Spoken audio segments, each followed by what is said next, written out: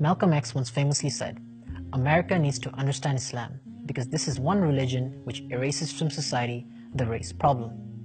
The fact of the matter is, Islam has all the keys necessary to defeat racism from society and leave no room for such kinds of discrimination. In case you're wondering how it works, let me break things down.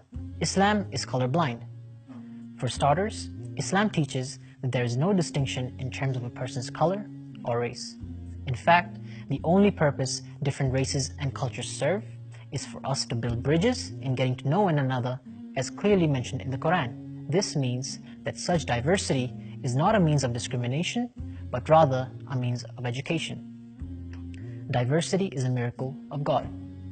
The color of our skin and all our unique cultural features are God-given traits that none of us chose to inherit at birth.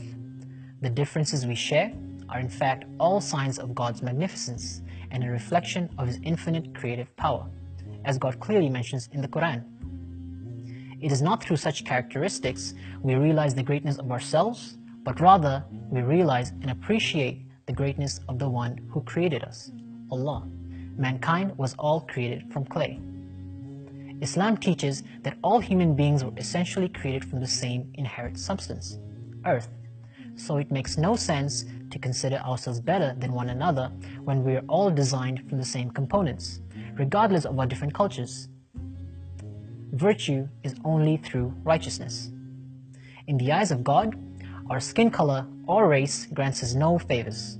Rather, it is simply our deeds and sincerity that counts. In the Prophet's farewell sermon, sallallahu alaihi wasallam, he made this point very clear when he stated that white skin is not better than black skin, nor is black skin better than white skin. Rather, it is our righteousness that makes all the difference. We are all slaves of God. While we may all come from different nationalities, cultures, and backgrounds, at the end of the day, our overarching identity as Muslims dictates that we are all servants of God. There is no superior race nor culture. We are all equal servants of God who are in as much need of God as everyone else.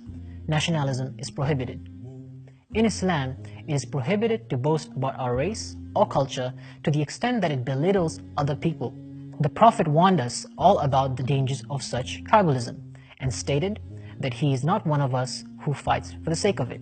As mentioned before, the only standard to determine a person's superiority is through their level of righteousness, which is, by the way, a trait that can only ever truly be determined by God alone. Islam defeats racism, and only once it's practiced can we defeat it from society today.